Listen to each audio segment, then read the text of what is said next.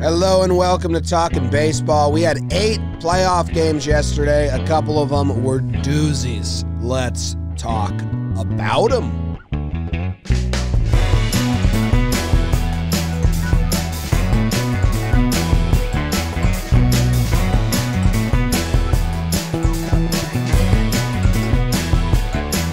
Hello and welcome to Talkin' Baseball. Thank you very much for joining us as we recap the games from September 30th, 2020. My name's Jimmy. Sitting next to me is Jake. Trevor, coming to you from California. He's got a bag on his head. Ha! Bagged head. And producer Bug in the corner. We're coming to you live from the Roosevelt Studios in the Bronx. My voice is a bit hoarse. Jake and I were live for 10 hours yesterday. I calculated all of the time together. 10 hours straight. Trev, his heart is a bit hoarse. I hope everyone of you is doing well. Hopefully we don't have too many Jays, Twins. Who else got eliminated? Indians Jays, fans. Twins. If you are out there and you're listening, you're sick fuck. But They thank are. you for joining us in your sadness. They are. Jake, how are you doing? You're not sick. You're not sick. You're beautiful people, and you're tuning in. You got to figure out what happened. What just happened to you? We'll do it a little bit. We got to be pretty high and tight because guess what? Not another full slate because 3 AL sweeps technically. Only left 5 on the board today, but yeah, man, a lot of good baseball yesterday. A lot of small little things that decide baseball games and a torturesome Reds-Braves game. So we'll circle on all of it. And Trevor Plouffe, I'm sorry, man. You know, a lot of people have been quick with the stat, that 0 for 18. And it's you can say a stat, but sometimes you don't really appreciate what that means. I appreciated it much more when I found out it was the longest in all 4 major sports, not just baseball. But someone's coming for you, Trev. What basketball team? If the Pistons get swept in their next opening playoff round, they will have tied the Twins for longest streak. You got that. Great Lakes, baby. Yeah. Trev, how are you?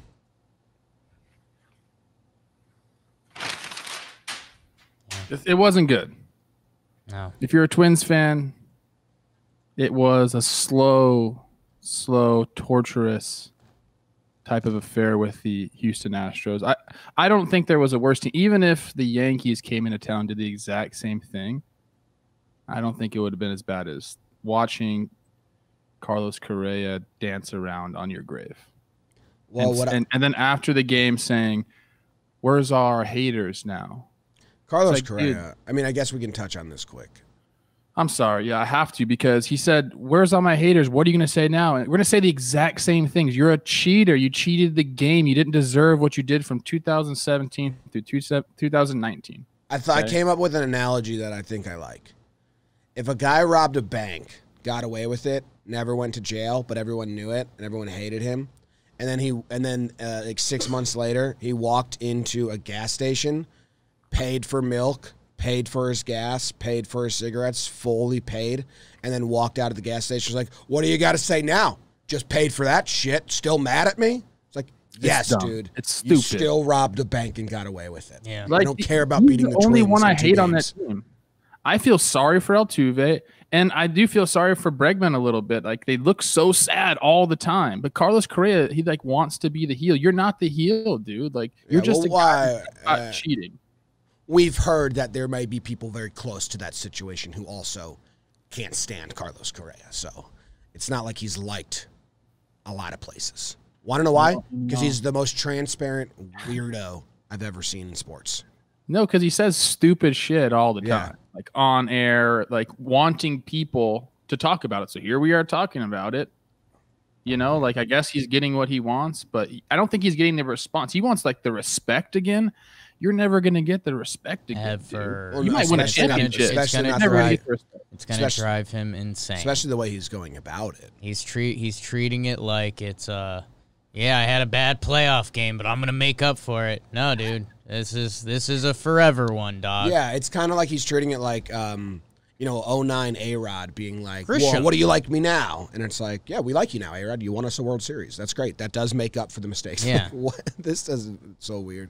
So weird. Anyway, Sorry to get started on that. It's all right. We are a Cron pod, though. Yeah, and sorry for your Twins, Trev. I know you ride or die for your city. You've got so much damn juice there. Oh, dude, so much juice. And they're a good squad. So I mean, that series was, I mean, the definition of, like, the playoffs, and one or two things go differently. We're talking about Twins win 2-0, and can they win the World Series? I actually don't want any sympathy from you guys. Done. I'm remembering how much I'm perfect gonna hate talking about the Yankees. Oh, I can't believe I gotta hop on a podcast with two Yankee fans tomorrow. Can you imagine? You guys can't put yourself in my shoes a little bit here. Every day you put yourself in my shoes with that bag on your face, and now I'm putting myself in your shoes. Golly. Well, we'll get to the Twins when we get to the Twins, but we're a Cron pod always and forever. Yesterday, we put 10 minutes on the clock for each game. We don't have time to do that for 8 games, so we're going to put 6 minutes on the clock. We have a sound effect to let us know when we're up. We'll each get to talk a little bit. The first game here is the Cincinnati Reds versus the Atlanta Braves. You had Bauer versus Fried. Bauer goes 7.2, 0 earned runs, only 2 hits. Fried goes 7 innings pitched, 0 earned runs, 6 hits. Then it goes into a slog of extra innings. We watched this live. I tweeted out, Trevor, like I know you were recording sequence, so I don't know how much of the extra innings you got to watch. BBD and I were doing P.O. box stuff, so I didn't get to watch a lot of the Bauer Fried. I watched like the first couple. I didn't see the 6, 7, 8, I don't think. That extra innings game was brutal. And I have so many people coming at me saying, you don't like a pitcher's duel? I love a pitcher's duel. I was all in, 0-0 going into the 9th inning, thinking this was going to be outstanding, sharp baseball. The approaches at the plate by both teams were so bad that my Skip Bayless irrational first take, hot take, is that neither of these teams are going to do shit in the next round. Because their approach, I know that's not real. Like, they could come back tomorrow and have really good at-bats. But it was just not fun to watch. They were just taking pitches down the middle and then swinging at pitches so far away. No one was grinding in at bat. No one was like, Jake and I jokingly and seriously on the live stream before every pitch said, win the pitch, win the pitch. And we're like, that was not the mentality in this game at all. It was like, I'm going to try and hit a home run, and I don't care if I strike out in 3 pitches doing so. And it was bad baseball, the extra innings. So, Jake, I'll go to you first. Yeah, I mean, the extra innings did hit a point where it's like, my God, like, come on, guys. Like, scare them, put a bat together, make something happen. And just every time it didn't. And I do think, you have to go back to the start. Bauer and Fried were great. Shout out to your guy, Max Fried, Trev. It was so obvious he was going 7 innings because that's what Jack and Giolito did in their first playoff start. So that was the easiest read ever. Bauer, kudos to him. I thought we were going to end up here doing some excuses that, his rhythm was off and his timing. He was amazing. He got, call or 2 early, but hey, 7.2, 12 Ks, 2 hits, no walks, insane. And I do think, Jim, you're right, the game got ugly, but also the pitchers do deserve a little credit. I mean, you start with Fried and Bauer, and then, Iglesias is really good. He was throwing some nasty. I missed him. Sims, Lorenzen did his job, 4 Ks in 2 innings. And he's come back a lot. And then, the guys on the Braves aren't necessarily your biggest-time relievers, but, a lot of these guys have closed MLB games. Melanson, Will Smith, Shane Green. So, most strikeouts in a playoff game ever. It got ugly. They kept showing that COVID party outside the stadium. Not great, Bob. And, hey, for the Reds, this has been your problem all year. They couldn't hit this year. They had some of the worst hitting statistics in baseball, and now here you are through 13 innings, and you still got a goose egg on the board. My goodness, and of course the guy who does end up doing it for Atlanta is Freddie Freeman, the guy who might have the NL MVP this year. So go Braves. Trev? You pretty much covered it all there. I want to give a shout-out to Max for going out there and, the last playoff game he pitched in, it was that ridiculous game against the Cardinals. So for him to go back out and do what he did, I think that's great. Bauer looked amazing. I'll go to the end of the game. Amir Garrett versus Freddie Freeman. The shadows were all over the place. Yeah. Freddie looked like he had no chance at Amir's slider. But the problem is, like, if you're a pitcher and you continuously go to that, you better start nipping towards the end of the at-bat. Because if you continue just to throw... Sorry, guys. I mean, doing our best here. Do it, baby. I was talking about Freddie Freeman. Yes. Getting a ton of sliders from Amir Garrett, and all the shadows were going on. He looked like he had no chance. And I was saying, with Freeman, a guy like Freeman who doesn't get fooled a lot, similar to like a Joe Mauer that I play with, he's very balanced at the plate, doesn't take a bunch of bad swings. Garrett kept going to it. But if you're going to do that, you got to start nibbling off the plate. Threw one, I think it was the fourth one or fifth one in a row. And Freeman just lined it back up the middle because that's what he does. He's a professional hitter. He's one of the best hitters in the league. He might be the MVP this year. So I thought that was a tough at bat. I thought Garrett should have, done a little bit more there. He was relying, I thought, on the shadows. But Freeman came up and, won the game. Braves State game All I one. got. That's all I got. All right. You guys waited all that time for that. It's beauty. 4 sliders in a row from Amir Garrett. Only threw 4 pitches, I believe. Good job. All right, next game, chronological order. It's Twins Astros. This is the brutal one. There's a lot of rain in this. We had an ejection in this, Trev. We had Buxton pinch run and then get picked off. I'm not trying to rub. I don't know. I'm just going to talk. I'm not trying to be mean or anything. Last year, I thought the Yankees beat the Twins because they were a much better team than them. And the Twins were a lesser team. Twins shot themselves in the foot at every inning, basically, it seemed. Like, they credit to the Astros. I like a lot of what I love how the Astros handled this series with their pitching. Dusty had a plan. I love it. But the Twins gave them a lot of gifts. They shot themselves in the foot a lot. Just really ugly, sloppy ball. So, It's your team, Trev. It was tough to watch. I mean, Barrios went out and he did his thing. He did exactly what they wanted him to do. He was seen physically trying to stay in the game in the dugout. Rocco took him out. But it all comes down to the Twins offense just struggling. You get 3 runs in a playoff game, you should win that game. In any baseball game, if your team gives up 3 runs, you should win that game. But it just didn't happen. Obviously no JD in the series. Buxton experiencing concussion symptoms. When it was raining and shadowy outside, he still had his glasses on. That's telltale sign that he was experiencing headaches during the game. And then Cruz, I think he worked a walk. I think that's how he got on. Buxton comes in, pinch runs for him, doesn't go at all during the Jake Cave at bat, who had to go in for Rosario, who got thrown out. That's a whole nother story. And then when Sano's up, and you don't need to steal a base when Sano's up, he ends up getting picked off on the last. It was like a 2-strike pitch as well. So it was just a weird series of events. You got a guy making his major league debut, hitting in some big spots. He actually looks great. Kirilloff looked really good, but it just was a sad, like I said, it was a slow, torturous end to the season. And Twins fans were just like, yeah, it's kind of how it is. And I hate that mentality, but 18 in a row. I actually agreed with something Alex Rodriguez. That's what the Twins did to me. They made me agree with Alex Rodriguez yesterday because they were talking about 18 in a row, and they were like, "That's a lot." And Alex said, 8 in a row is a lot, let alone 18 in a row. And that's the truth. 18 is just some crazy number.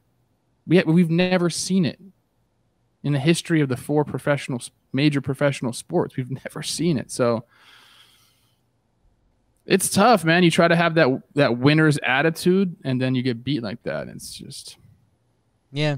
And a lot of Little's decisions end up happening. And also, Trev, it's decisions you don't want to make, Rocco doesn't want to not have Josh Donaldson for this series. Rocco would have loved to have Buxton starting today, so that stuff's out of his hands. Barrios kind of did his thing out there. 5 innings pitched, 1 earned run. Like, he was, in there. For me, it's the little things, and it's everything you said about the losing streak, and they need to, there's only one way to get over that, like win a damn playoff game, and do it in impressive fashion, because you don't until you do.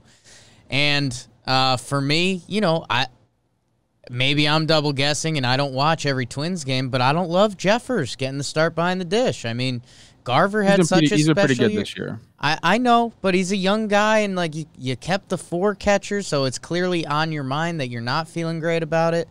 I can't deep dive into that. Twins fans, you have your opinions on that. And if Jeffers hit 2 homers, it looks really smart. He didn't.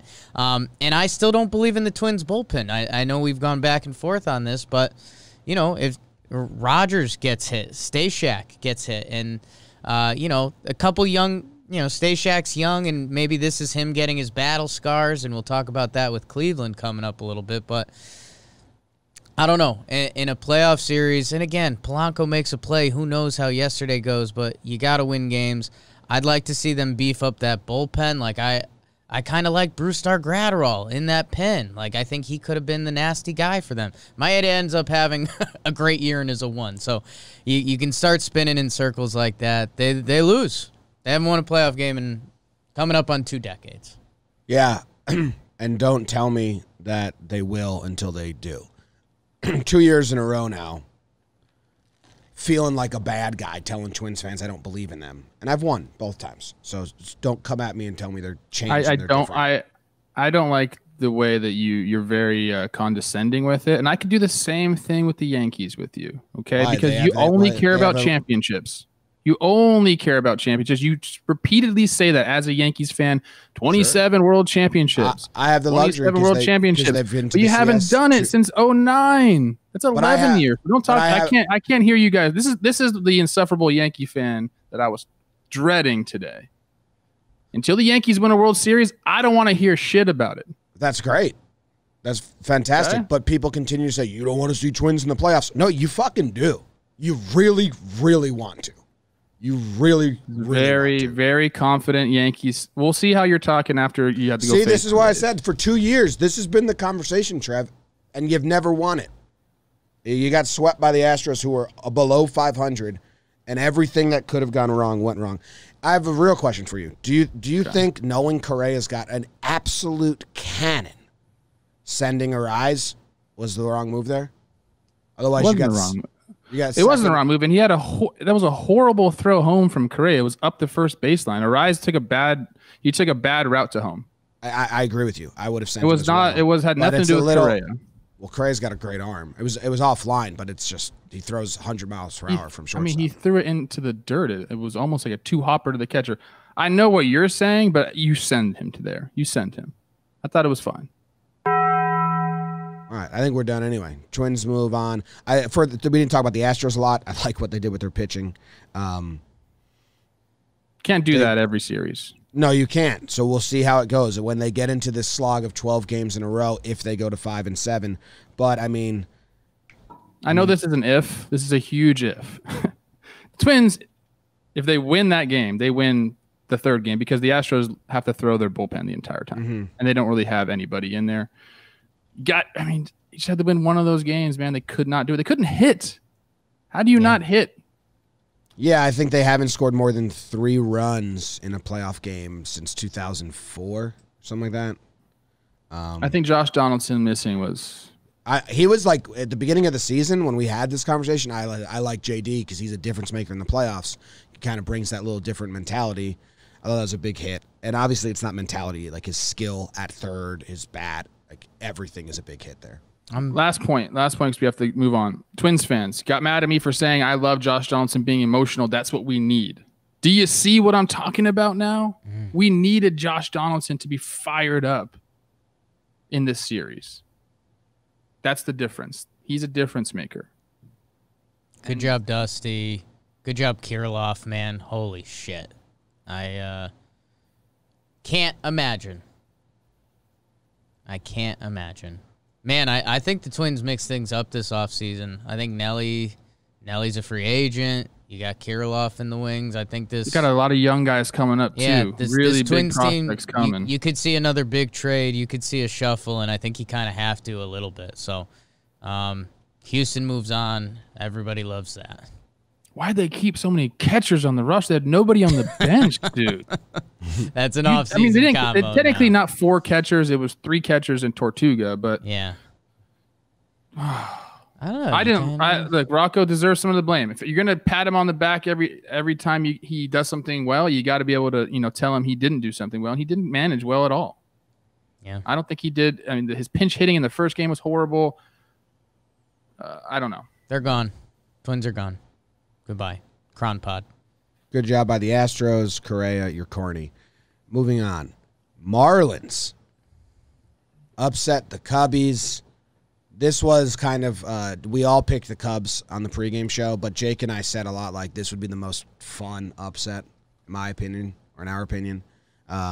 They have a 5-run, 7th inning against Hendricks and Jeffers, or, there's too many Jeffries and Jeffers and stuff like that. Why am I blanking on that? Jeffers. Whatever. They get to them for 5 runs in the 7th. They win 5-1. An Ian Happ Oppo home run is the only scoring for the Cubs. Hendricks was looking pretty good, and then it all came crashing down in the 7th inning. It's a single to Miggy Rojas. It's a single to Chad Wallach, and then Corey Dickerson with the 3-run home run. They bring in Jeffress, single to Starling Marte, Aguilar home run. Boom, boom, boom, boom, boom, bam. Game. Yeah, and this is I won't say in full contrast to the Twins because be rubbing it in too soon, but the Marlins play a brand of baseball with speed and contact hitting that if it works in the postseason, it'll sting you. And I mean, Hendricks, 3rd time through the order, and he wears out. I mean, it's C. Dick, not A. Dick, not the Giants. They could have got in the playoffs. They decided to lose on that last day. C. Dick hits the 3-run shot. And, yeah, man, I mean, they just put a lot of pressure points on you. Almost everyone on that team can run. Everyone can hit for contact. Everyone's got a little bit of pop. Not big boppers, just a little bit of pop. Gentleman's pop. And, hey, Sandy Alcantara, his last start, he shut down our Yanks. He goes out in a playoff start and shuts down the Cubs at Wrigley, who, hey, again, their hitting hasn't been so hot this year, but it's still a lot of big names that have played in a lot of big games. And Sandy Alcantara dropped it, 6.2, 1 earned run. Good for the Fish. I mean, arguably most exciting game coming up tomorrow. And, hey, if you're a deep Marlins or Cubs fan, I'll be honest with you. We were hopping around a bit, so I don't have a lot of the big specific plays. Watch the big Hendricks at bat, pitch 105, and I guess the only thing I could take away from that is if you had a better bullpen, you probably don't let Hendricks see them the 3rd time through the order at pitch 105 after a walk. So that's that. Good for the Fish, man. Good for the Fish. This is like kind of what I'm scared of in this postseason is the ball. Not saying like they hit home runs that weren't supposed to go out. I think Dickerson hit his decently well. It was an opposite field home run. It was a line shot, though. Like off the bat, it looked like a gap shot, and then it just stayed up. So when we're talking about balls that can leave the yard, even when they shouldn't, like that changes everything. That changes everything in the postseason. It sets up teams that can do that very well. I mean, you guys know that. You guys have one of those teams. The Yankees are one of those teams that can hit home runs. And that was the difference yesterday. A couple balls, hit well up in the air and they're gone. And all of a sudden, you can't play defense on those balls and you're down 5-1. 5 runs in 1 inning. It's going to change the playoffs. I'm going to tell you that. We're going to see some home runs. You're going to be like, what the hell just happened? And it's going to change everything. But good for Miami. I don't really have a rooting interest in either of these teams. I don't know how I feel about the Cubs, to be honest with you. In the same way with the Marlins. I don't know. The Marlins, different on this whole series. You watch the Marlins. Like, I like the Cubs. I've never disliked the Cubs. But when you watch this Marlins team and how they play baseball, I think it's very easy to be like, I like these guys. Oh, I really want these guys to win. It's just cool. I mean, Miggy Rojas had a really cool at-bat versus Hendricks where Hendricks dropped the curveball. Big breaking pitch for strike one, and he swung and missed at it, ugly. And then Hendricks goes back to it, and he just very easily squares it up, and that started the rally there. And then I think Jeffers coming in is scary for the Cubs, but you have Yu Darvish in game 2. We'll talk about that on the pregame show. It's Yu versus Sixto. It's a great matchup. I do think this series will go 3.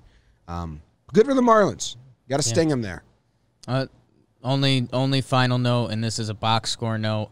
Every starter for the Marlins got on base except Brian Anderson, who's one of their best players at third base. The Cubbies had 4 offers in the lineup: Rizzo, Bryant, Hayward, and Caratini. And I think playoff baseball, that matters. If you have a guy that's not on that day and that at-bat becomes just a little less pressure-packed, I think that changes things. So, a 3-game set. Put some ABs together, Cubbies. The Aguilar home run was well struck. Yeah, so that one, I mean, yes. he's strong. He's a big boy. He's a big boy. And you know, Jeffers is a great reliever. He had a great year this year. Just because he had one bad game, you can't write him off like he's not. He wasn't a reliever this year. I think in going into eliminate, that wasn't what I was saying. If Chapman was struggled today, I'd be very scared about Chapman tomorrow. Relievers are volatile, and we're in a 3-game set where 2 wins and you're out. So Trev, kudos to you. I think you said it as like a little going away thing, but you said, "Hey, what a friend of the podcast, Ian Happ, homers." Look at that. Friend of the pod. Yeah. Good for him. Podcaster extraordinaire. Mm-hmm. I think we're good there anyway. Yeah. White Sox and A's. The A's are the only team in the AL to push this to a 3-game set. They come out strong. They score 2 in the first. They score 2 in the second. They score 1 in the fourth. They're up 5-0. The White Sox don't die easy, though. They score 2 in the 8th. They have the bases loaded in the 9th. Bob Melvin made some weird decisions. We can talk about that. The White Sox out-hit the A's. The A's get the win 5-3. This goes 3 games. White Sox, the only hope in the AL Central, representing that division. So we'll see how it goes. What do you guys got on this game, Jake? I know you questioned a lot of Bob Melvin, or a couple Bob Melvin things here. First thing, shout out to Chris Bassett. We wondered about the baby Jesus thing, and yeah, he's talented, rookie, lefty, blah, blah, blah. Bassett had the best year, and hey, we talked about other teams doing funny business. Maybe Bassett going game 2 was the plan, because he's been their best pitcher this year, and he dropped D. Good for him. The only thing that I disagreed with, Liam Hendricks comes out for the 8th. He gets through it at 27 pitches, I believe. His high on the season was 29. And Trev, your guy Bomel sends him back up there. He gets into some trouble. He lands at 49 pitches. That's a day and a half at the office for your like elite reliever. Diekman comes in and finishes it. I'm partially salty because it put the game from the under to the over when he walks in a run. But I don't know. I just, like, is Hendricks out for today? I'm guessing they're going to say he's available because it's all hands on deck. But, Hendricks, his high on the season was 29. He almost doubles that. He goes for 49. So that would freak me out as an A's fan. Like, but believe in your other bullpen arms a little more. Like, if that was Hendricks Lane in the 8th, you wanted to get their boppers, then do it. But if he goes 30 pitches, you got to believe in your other guys to survive it. So I don't know. I would just be nervous about that. And, hey, kudos to Oakland. Dallas Keuchel, the guy we've been on all year, the Keuchel stat. They give him his worst playoff start. And, by the way, tough play in the first inning by Madrigal for the ball to go off his glove, and when you talk playoff baseball, costly error. That's a game-changing thing. Tough hop. That's a tough hop. Happy for Trev's A's fighting back. Yeah, it looked like Bomel was going to rely on Hendricks and Diekman, but then Tim Anderson was like, "Hey, Bomel, did you do your homework? We crush lefties," and he was like, "Oh yeah, Tim told me they crush lefties. I got to bring in my right-handed reliever for 2 innings." So that was definitely, I mean, I was watching when he came in and they were kind of questioning that move. Like, you're bringing Liam in here. And they were up, what, 4 at the time? It was. They were up by a lot. Let's see. It was 5-0. Bassett starts the 8th. Anderson singles. And then they bring in Hendricks for Moncada, Grandal. Grandal hits the homer. Yeah, so they were 5-0. They brought him in. Yeah. And I just, do they have a long list of relievers that he trusts? Clearly not. But, the people are going to be looking back at that today. If Hendricks is a little tight, his fastball velocity is a little down, and they need him in a crucial situation, they're going to be looking back at that move being like, wow, like at least you should have just kept him out of the 9th. Save some of those pitches. But, one of those decisions you have to live with, and it was an excellent game. I mean, Simeon came up big, hitting that homer. I heard his interview after the game, and he's so stoic, dude. I love that about him. He was like, yeah, we did pretty good today. We got another game tomorrow. Da, da, da, da. There was very little emotion. I don't know if that was because there's no fans in the stands or what, but it seemed like he was so stoic, and I do love that. Shout out to Bassett, who we said kind of just looks like he's tricking people up there, but he's nasty. They were showing some of his the overlays of his pitches. I mean, he is coming from the exact same arm slot, and his pitches are just going the exact opposite ways. It's very tough as a hitter to be able to face a guy like that. You basically have to guess, and he made people look silly. I mean, They look silly when they hit against him. White Sox have their pen, but Renteria, he pinch hit for Zach Collins, who hasn't had an at-bat since August 19th, and I think Eloy's on the bench. Can Eloy play? Can he not play? That's a really weird move. You got 2 on, 1 out, and it was like a really cold bat. I know White Sox fans, where I was digging around, were like, what the hell was that? And then they asked him that in the postgame. He had some weird answer. So, but yeah, Game 3 should be fun. We don't have pitchers yet, right? No pitchers yet. I mean, the Oakland's deciding between Fires and Manaea, who should both be available, and Chicago's deciding between Cease and... Well, they pitched Cease yesterday, which was also a very weird move. Someone else. They threw Cease. They're down like 5, and they threw him for 1 inning in the 7th, when everyone was like, I thought he might be your starter tomorrow.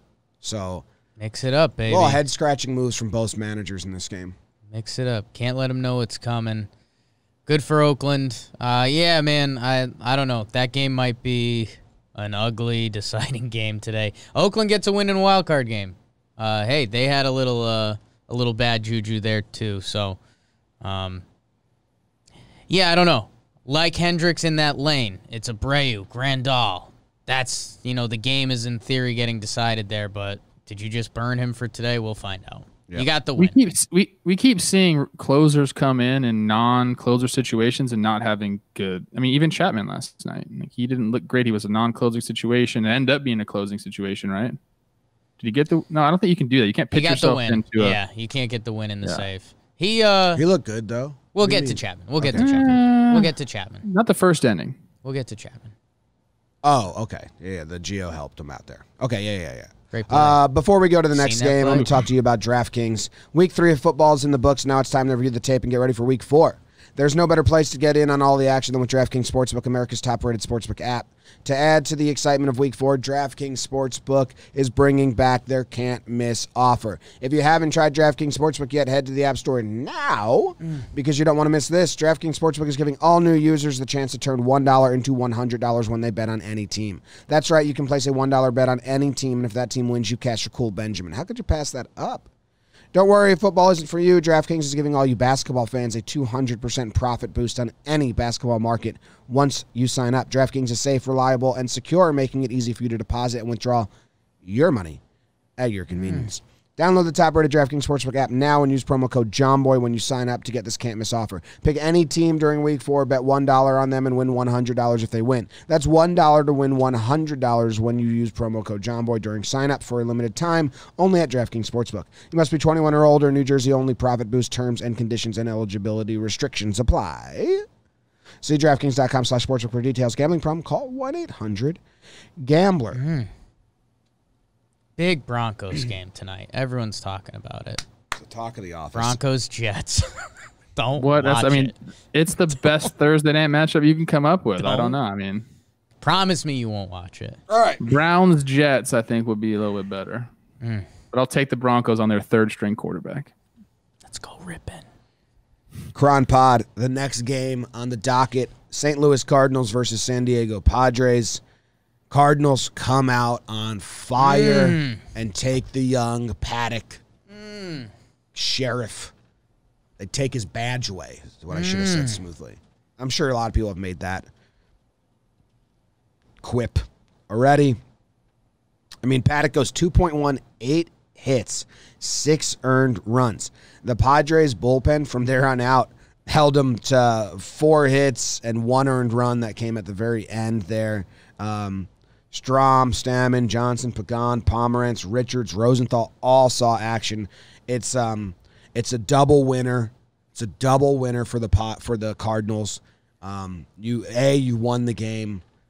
2, you burned their whole bullpen, which they can pitch again, but then if the Padres win, now you're going 3 days in a row. A little scary there. I mean, Dinelson, Lamet, and Kleb both not even on the roster to start, so they cannot pitch in this series, which is a big blow to the Padres. And, yeah, I mean, the Padres offense does some stuff. They get 8 hits. They don't get more than 1 run in an inning, but they sprinkle 4 runs over 4 innings.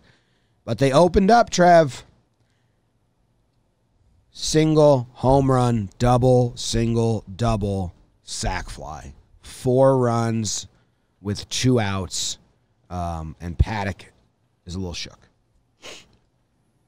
You know, I made my postseason picks right away. I probably should have waited to see exactly who was going to be on these rosters. I picked the Padres to beat these guys. If I would have known that, is it Dinelson? That's how you think you really say it. Dinelson Lamet wasn't going to be on there. I had a feeling Kleb wasn't going to be on there. But having him missing as well, I mean, that really hurts. Because if Paddock comes out and has a start like this, it's like, you know, you have, I think that Davies going today. It just, the depth isn't there for me. So they got to bang. They got to bang their way through these playoffs. And that's tough to do against the Cardinals, who always seem to have starting pitching. So this is going to be a test for the Padres. You know, they're having a lot of fun, but it's not fun when you got to face an elimination game and you get punched in the mouth in the first inning at your home ballpark. Yeah, and I mean, Paddock gets knocked around. He had the nice rookie year. He comes back this year. He hasn't had it. And, yeah, you lose Clevenger and Lamet, and now here he is, who I don't think Paddock would have gotten a start in this series with those two. I think Davies had a really good year. So, you know, I feel okay about that, and you feel okay about the lineup did fight in this game. You know, Tommy Pham back in there giving you some ABs. I like that a lot. So, you know, he gets knocked around. The pen does okay. A little bend, not break. Pagan, a couple other guys. But, yeah, this Cardinals team, man, they jump them in the first, and this is kind of, again, sometimes you go by organizations, and the Padres were sexy and fun this year, but kind of, what have you done for me? And yet these Cardinals, life finds a way, and Paul Goldschmidt finds a goddamn way because he's a stud. And hey, you know, again, we shouldn't be doing too much into strategy. It should be more this game, but, you know, Padres, yeah, Paddock, whatever, it's done. Davies had a really nice year. The Cardinals now have Waino and Jack waiting for you, and that's got to be a bad feeling. But, hey, your lineup did fight. You had some good at-bats. You got some runs. Go get them today. Yeah. Tatis had a few chances there, too, which was, you know, as a Padre fan, you're like, this is kind of the guy I want up. I know he'd been struggling towards the end of the year, but, you know, you'd be happy with that. And he, you know, didn't come through. And when you like, it's the whole first inning thing is tough on a team. You know, Goldschmidt goes up, hits that home run. It's like, oh crap! Now we got to play catch up the entire game. It deflates you as a team. You know, but yeah, they fought back. I'm happy about that. But you know, good luck. Yeah, 2 games. Waino, Jack. It's tall order, man. Tough. Yeah, that 4.56 of Carlson, Molina, DeYoung with 7 hits. Yeah. I just rewatched. I wanted to watch the Paddock first inning again. He wasn't. It's a lot of credit to the Cardinals. They jumped first pitch fastballs. I think Carlson went with an 0-2 curve. I'm seeing way too many 0-2 pitches get hit in these playoffs, like far too many. It should not be a hittable pitch. We're seeing a lot of 0-2 pitches in the zone. And then they kind of just went like Yachty took an outside fastball to right. Yachty took a high fastball to left. I didn't watch every single pitch of this because we were bouncing around. I didn't know if Paddock, like when Severino got lit up in his first playoff start, like Sevy looked shaking. So I don't know how he looked. But the stuff looked fine there in those replays. And our guy, producer BBD, had some fun Paddock Sevy comps. He got Rothschild there, young starter, getting knocked around in his first playoff game. So there's some fun stuff there. Shout out, producer BBD.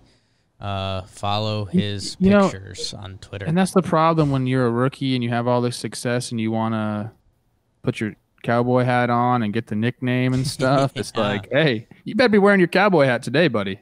I hope you're prancing around like a sheriff out in there because you got to be able to handle it. I had a gentleman from Australia DM me that was like, hey, what's up with baseball and guys showing flair and it being fun and not being fun? And it's like, hey, it's fun, but if you get your shit pushed in, it's a bad look. I'm all for it. You want to show it off? You better show it off. Yeah. Don't hide in your little hole now. Like, get your cowboy hat on. You're rooting for your teammates today. Jakey quick hitters, Jim, you mentioned that heart of the lineup. I think Yachty goes to like 5th playoff hits ever. Like 5th most playoff hits ever by a baseball player. He had more playoff starts than the entire Padres team combined. Yeah, I mean, he's a sick puppy. Everyone in the Cardinals lineup had a hit except Harrison Bader, 0 for 5 punchy. Sorry, Harry. At least you control center field pretty good. Dylan Carlson batting cleanup and wearing number 3. That just puts a little lead in my pencil too. Like, believe in yourself, kid. I love that.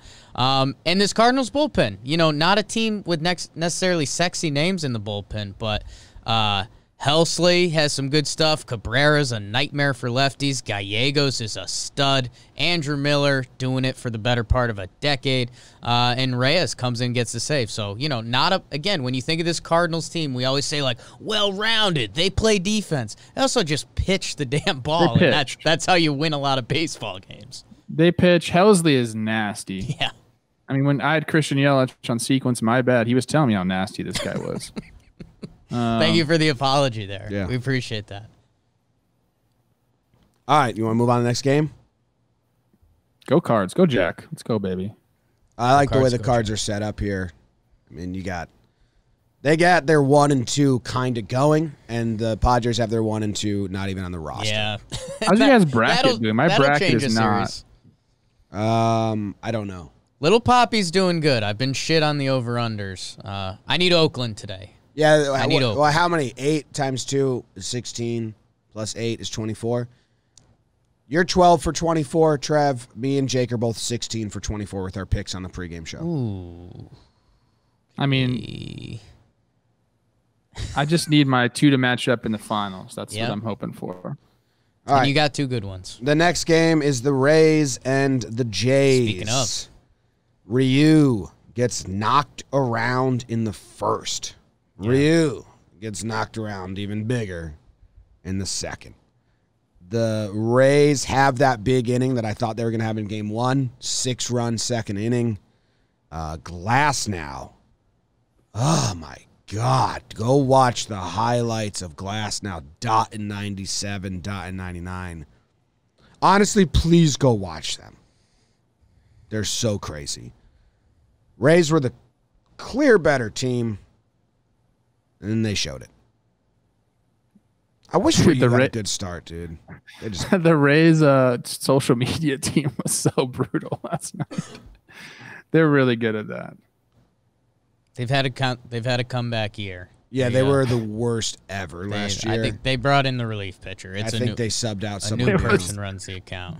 MLB put some tweet out with like the baby Biggio, Bichette, and Guerrero looking at the TV with their dad, and it was something like, "It's our year," or something like that. And so like they like quote tweeted that and like just said something really easy like, not this year, or like maybe next year or something like that. Just absolutely just murdering these guys.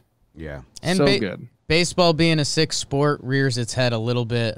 Bo Bichette makes an error that would have been the third out before the grand slam. Again, young guys.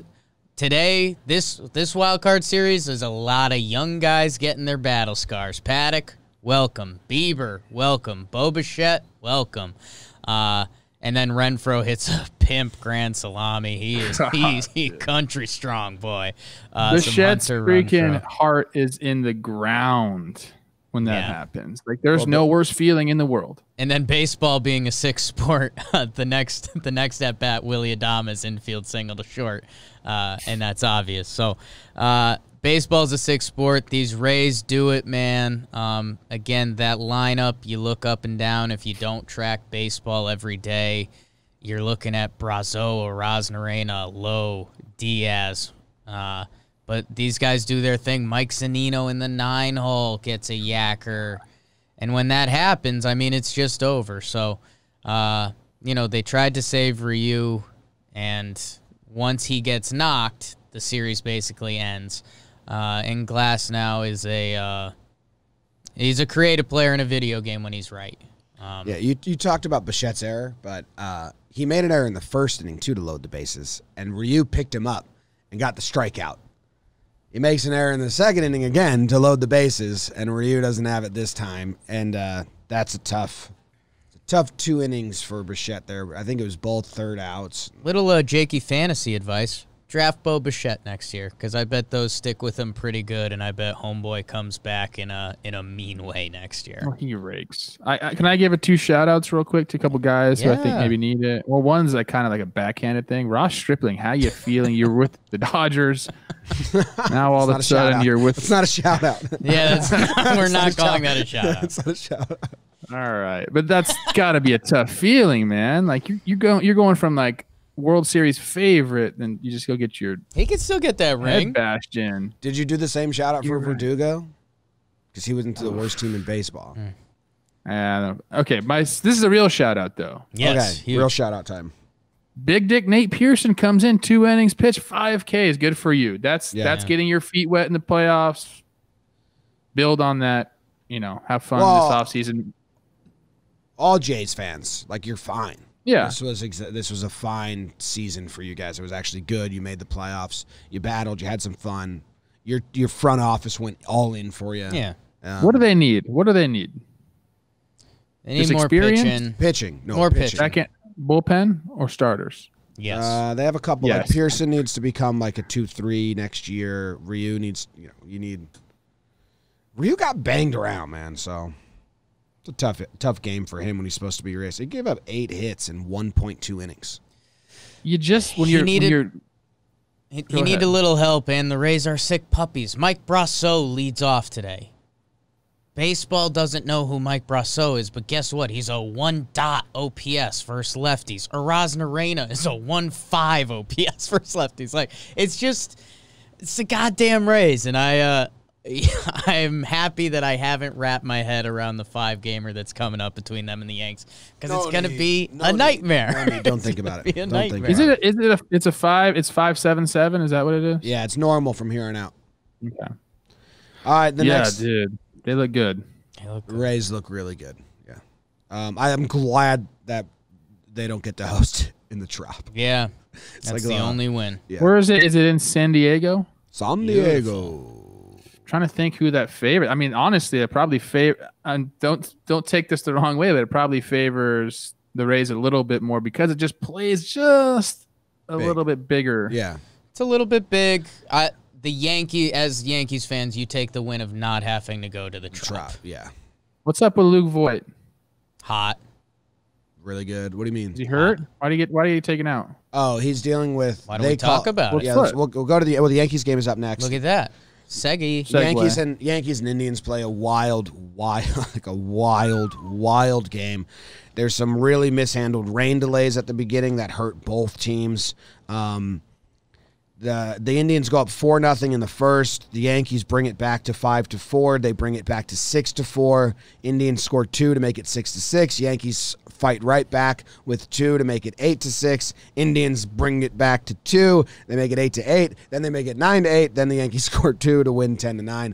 Insane game. A lot of moves by the managers that made it a very interesting chess match strategically. A lot of fantastic defensive plays. A lot of good pitching.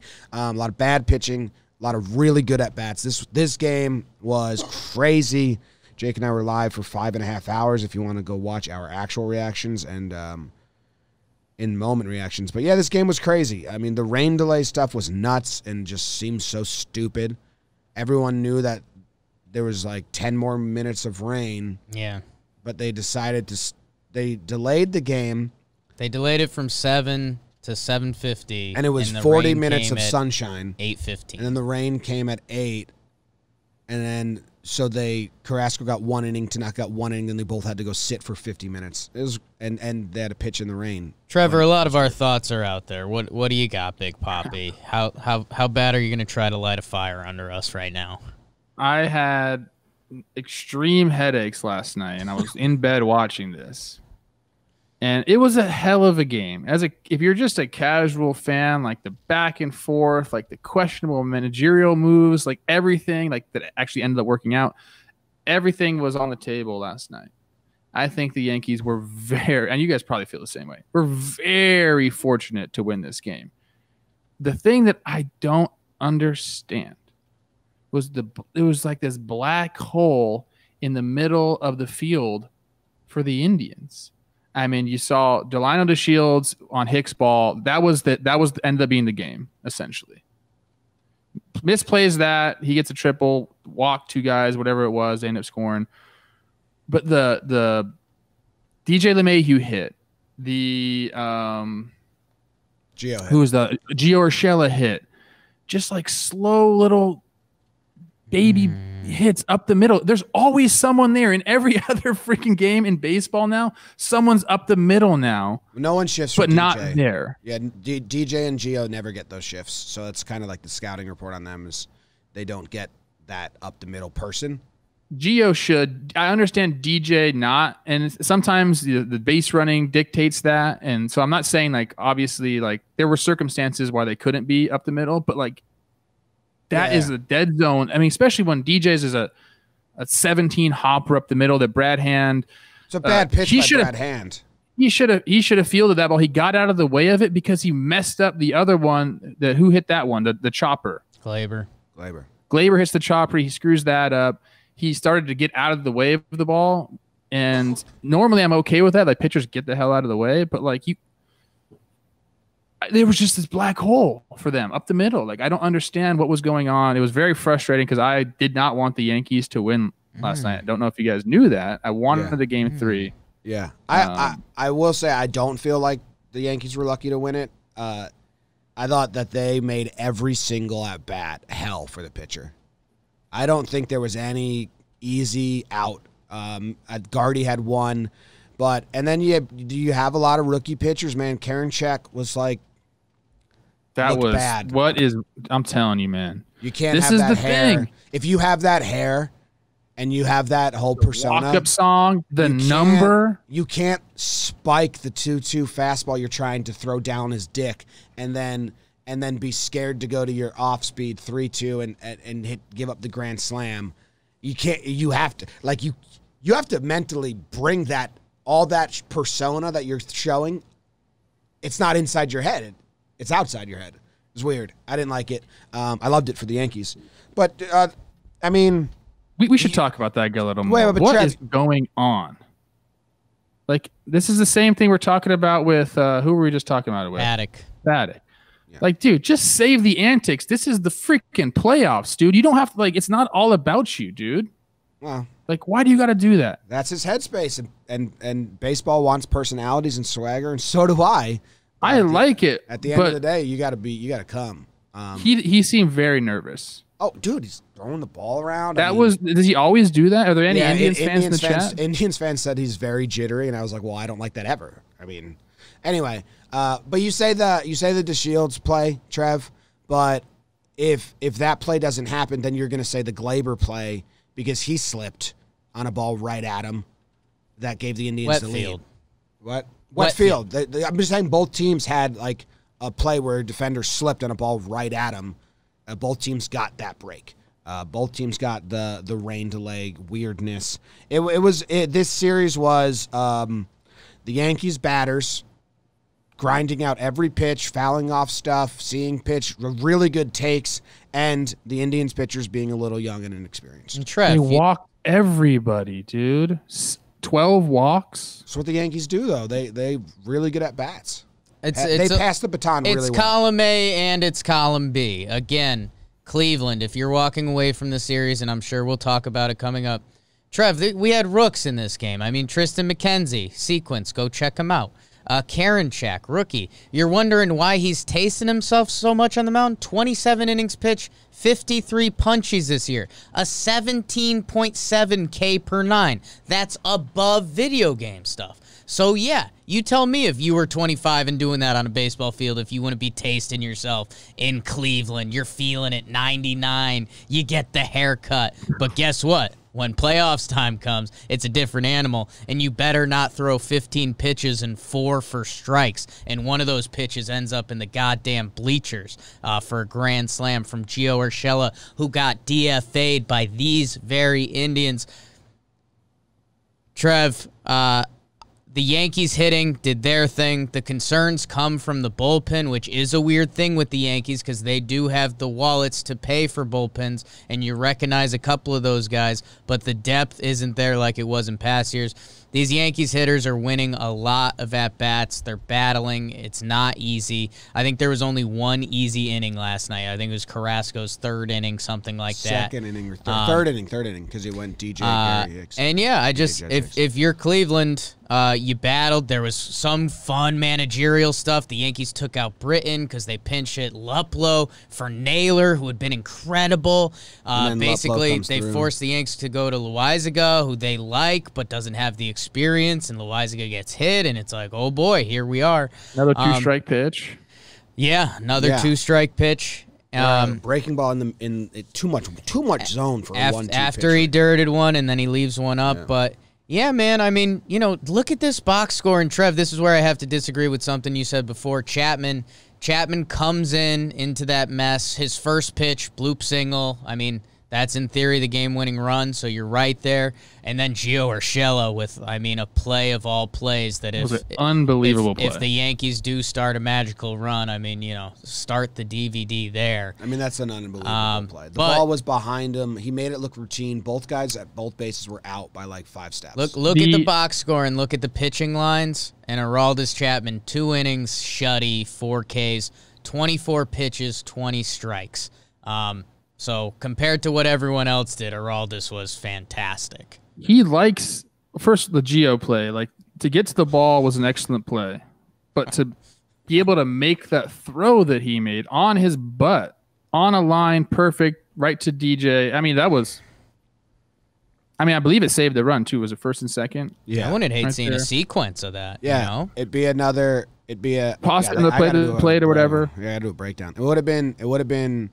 Like, I think that sneaks past his glove. You're saying, well, whatever. That was a good effort by Gio. That's a hot shot. Yeah. And they have a run scored, 2 on, and 1 out. It's the biggest game-changing play so far. I just saw some swings on Chapman. That's kind of what I was talking about. I saw some healthy hacks at him. Him and Ramirez, again, if you're looking for sequence tips from Little Poppy, do the Gio play and do the Chapman, Jose Ramirez at bat, because my words were like, It's the corny line you hear a lot of broadcasters say, there's no level above MLB. If there was, Chapman and Jose Ramirez would be in it, and that at-bat was, oh, my God. Yeah, scary stuff. Yanks survive and advance, thank God, because I could not stomach a hap for Game 3. And Brad, that's what I'm saying. Like that, well, I tweeted that out last night. This is 1,000% a must-win game for the Yankees. I just felt like you're going to go up against, Plezak and Savelli, and you guys are going to be throwing Happen and a young guy on the mound. Brad Hand comes in. He's been lights out all year and just can't find the zone. Like, he just was all over the place, getting behind in counts. And It was a horrible 0-2 pitch to DJ. Trevor. A couple easy hits, a couple well-placed balls. Trevor, I'm going to read you a tweet I saw last night from Michael K. Oh, don't read this to Trev.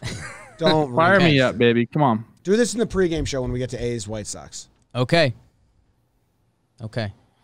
People are talking badly about the Central divisions right now. That's all I'm saying.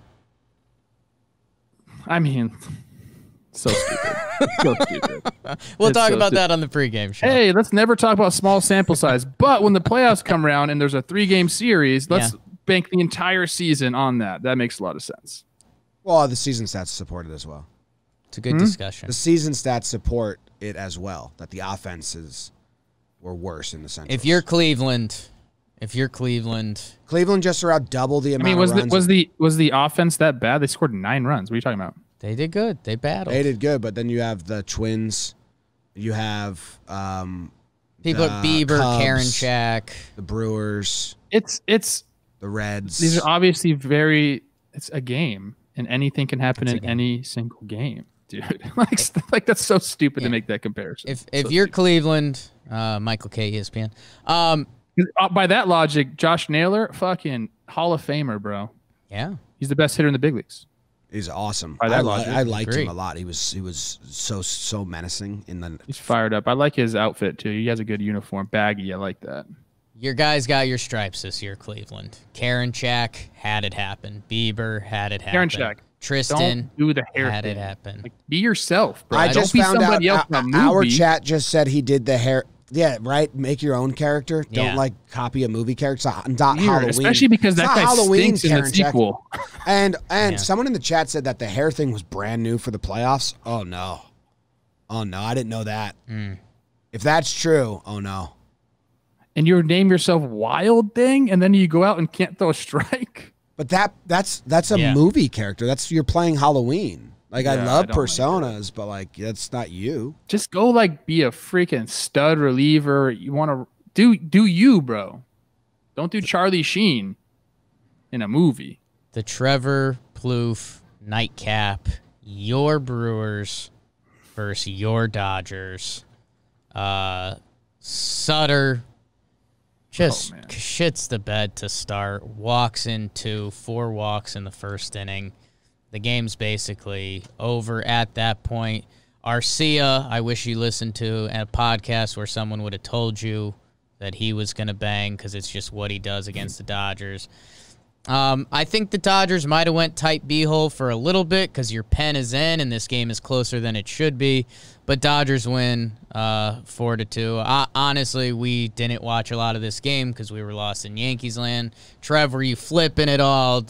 Have you sent any text to any players you're very close friends with that you reference on the Brewers every episode? What do you have? Yeah, I mean, that was a tough one. I mean, Suter kind of came out and set the tone, which is, again, tough. The first innings, a lot of times will dictate how everything goes. Why'd they keep him in, Trev? I don't really know. He's not your starter. By choosing him in this game, you've kind of announced we're going to be quick to the pen. We're going to have a quick hook. We're going to bullpen this as the Brewers. And then they let him go and walk 5 batters. And then okay, you got out of the first inning. And Sutter, was awful. He walked 4 batters in the first inning. He walked in 2 runs. He gave up a double. You got out of there and it was only 2 runs. It could have been way worse too. Bellinger swung at a 2-0 pitch that he should have continued to take. The guy had thrown 8 consecutive balls at that point or something like that. It was an interesting move for Counsell to keep him in. I don't know. He looked nervous. Opens up the second inning with double, and there's your 3rd run now. And that's a little bit just moment. I don't know. I don't know why they kept him in. It wasn't like you needed him. He was never the plan to ride Sutter. How do you say it? Yeah, and then look, they kind of did their thing against Buehler as good as they probably could have hoped for. They got him out in 4 innings. They scored a couple runs on that Arcia homer, but then the Dodgers just have so much depth, dude. Urias comes in 3 innings, Trainin comes in, Jansen. Like if they could draw it up, that's exactly what they're going to want to do every single game. Maybe not 3 innings with Urias, but like flip it to the bullpen. But shout out to those 3 innings by him. Yeah.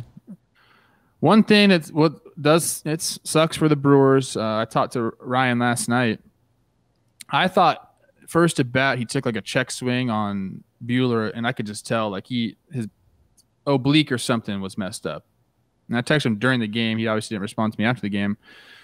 He said on Sunday that he felt something really jarring in that area, did as much treatment as he could do, and he was, happy they let him give it a go, but he was not feeling good. So that's why he got taken out. It wasn't during that game. He actually did it the last day of the season. Big blow, obviously, to their lineup. You stack it with Yelly and Braun at the top, hoping they get something going for you, and you have to remove Braun after his second at bat. So it's interesting, man. Like this Brewers team going up against the Dodgers. I mean, the 3-hole hitter is Jed Jorko, and the 4-hole hitter is Dan Vogelbach, who got DFA'd twice this year. Like it's interesting what the things they were doing and how they're set up. Obviously, if you just look roster to roster, they don't compete with the Dodgers. They needed something special to happen, and it didn't happen.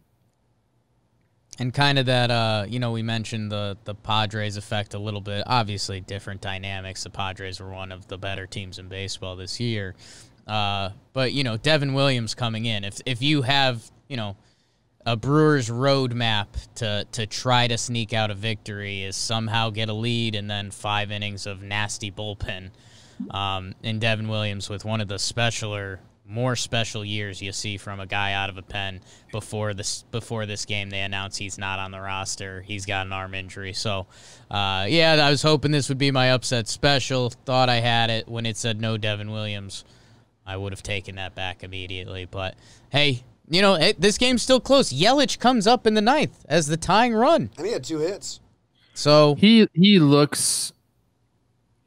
I haven't texted him. I'm not texting the MVP about the mechanical stuff. He just looks rushed, man. Like even he's getting started earlier too, but it's still rushed. Like he's getting started earlier, but he's not relaxed. It's like he's still rushing to it. And I think his swing is so good and flat that they're kind of exposing the upper part of the zone and then like the 12-6 curveball. They're going vertically. Like they don't care about laterally anymore. They're just going vertical with him. And it's an adjustment he's going to have to make. I mean, he can do it, obviously. Like it's not like they haven't done that to him before, but where he's at right now, he's getting exposed there. As a Dodger fan, is this a good game? Like Jake said he wanted the Yankees to win a close game and use the pen in close situations and get that under your belt. So obviously it's a good game they won, but even better that Jansen comes in and has to face Yelich in a close game, in a save opportunity. Like you kind of got a couple demons out of the way here. How'd Bellinger do? And 1 for 4. He didn't look great. I saw him. 1 for 4 is like better than his average in the playoffs. So I think you take that. They look like here for business. They don't care. I mean, They don't care about this round. Like they need to just go take care of business. They don't even care about next round or the next round. They care about the World Series. Like Bellinger put bat to ball in every at bat, so he took that. After the game, you could see the different emotions from managers when they win. Some are very excited they got one, or they won the series. Like obviously the Yankees were stoked last night. Boone and they were like celebrating like crazy. It was a hard fought game. The Dodgers, I mean, it was like, what's one game one? Game one, and they just they expect. But I think if Kershaw comes out tomorrow and he has a really good start, and you got the Jansen save out of the way, and there's some like boxes to be checked, at least for me. Let's see this happen. So I think the Yankees-Dodgers comparison that should be made, because we taste this guy all day. Leadoff hitter DJ LeMahieu sets the tone. Mookie Betts coming out and pumping one out of the gates is like, yep, let's do it. We've got him now. Let's roll. I mean, double to start it, RBI double in the second. Yeah. That's Mookie. It's a difference maker. It was incredible. And what I don't – we'll end this real quick. I hate how they're interviewing players during the games. Justin Turner was had a mic on. He's like, dude, like I don't want to be doing this. Obviously, he agreed to it. But he's like, in the dugout trying to go away from people. Then it's a weird thing. I do not like it. I don't even like when they talk to coaches during the game, let alone a freaking player. Yeah, we kind of listen on mute over here. But yes, I agree. ESPN, ESPN muddies up the screen with obviously they do their bottom bar, which I hate, but ESPN does the bottom bar. I hate it. I want as much screen to be as the game as possible, and they constantly do like a strike zone on the side. So now we're watching half of the screen. They do a coach interview on the side. They show us A-Rod and Buster on the side, like full screen the game. That's why people are tuning in. ESPN's the worst. Like I'm not talking about announcers and broadcasters, which I know A-Rod sucks, but their actual production of on-screen graphics and like camera angles and shots is so bad. They flipped like 7 different camera angles in 2-second span in the Yankees game yesterday. It's like, what are you doing? Jim, you're my production guy that knows words. The way I think about it is you watch any football game, you watch any basketball game, you get the same production. You've got the sideline cam, it goes there, you get a replay, you're back to it. Baseball needs to get that mindset. They want to copy basketball and football and everything else. How about if I turn on a baseball game, it looks the same? Do that. ESPN's just bad. It's all the graphics. Well, this is the thing is fans have been yelling at baseball to like get with the times. They're trying to like skip a bunch of steps, and they're trying, like I am becoming an old man. Like the let the kids play thing, I do think that's fun, but then you see them playing and then just kind of like getting beat, and then it's like, oh yeah, that's why you have to earn the right to do that. Do mic'd up. Don't do an interview, but mic them up and play and show us sounds of the game before tomorrow. The third inning starts. Show me Yachty, slapping someone in the dick and saying good luck. Like, yeah, I want that. Yeah, I like when they meet on the mound and then they have they hear what what they're saying. I like that. Mic them up and then give it to some editors and then do a 20-minute show like, NFL's been doing since 1960. I love that. Everybody loves that. It's been around for 60 years. This isn't TikTok or IG. These are you need to treat it like could be a professional sporting event. Just stop with stop muddying up the screen, ESPN. We like to watch the game. Noodle doodle dog with that. To your point, Jim, I usually don't give you a lot of credit. You always say, take care of the fans you have. Stop trying to reach for new fans all the time. That's what they're continuously doing. And MLB is reaching for the youth. Yeah, but I do think you have to appease the people that are there and have been there for a long time as well. Yeah, and I think they're reaching for the youth in the wrong ways. Like, I appreciate their attempting to get younger audience. I love it. Let's do it. I'll make breakdowns. We have the YouTube crowds skews young. Podcast skews old. That's how it goes. Attention span. How about it? But yeah, you're just doing it in the wrong way. Like, have they ever mic'd up like a basketball player during a game? Like, you're skipping steps. Yeah. Like, on the field? On the court? But they don't interview them. That's what I'm saying. Yeah. They mic them up for later. Basketball players have never been mic'd up on the court. Maybe like they catch some sound. They've been doing that in the bubble. They have mic'd up during the game. And but they do a cut sideline cheering. They do a cut screen when they come back, and it's like go go go go yeah nice stop let's go. But that's not live mic'd up. They're mic'd up, but it's not interesting. They play it 5 like minutes later or something. They're doing what you're asking for. It's what we want baseball to do. Yes, that's what I'm saying. They're getting ahead of themselves. They're doing record them, edit it, post it. Don't mic them up and air it live. Don't air it live. They're stupid. Mic them up. I want to watch the pitcher and the hitter. Yeah. And I want to be in that at bat. And they just distract you. Well, anyway. We got to go pregame, baby. Yep. See you guys. Thank you very much. Enjoy the baseball.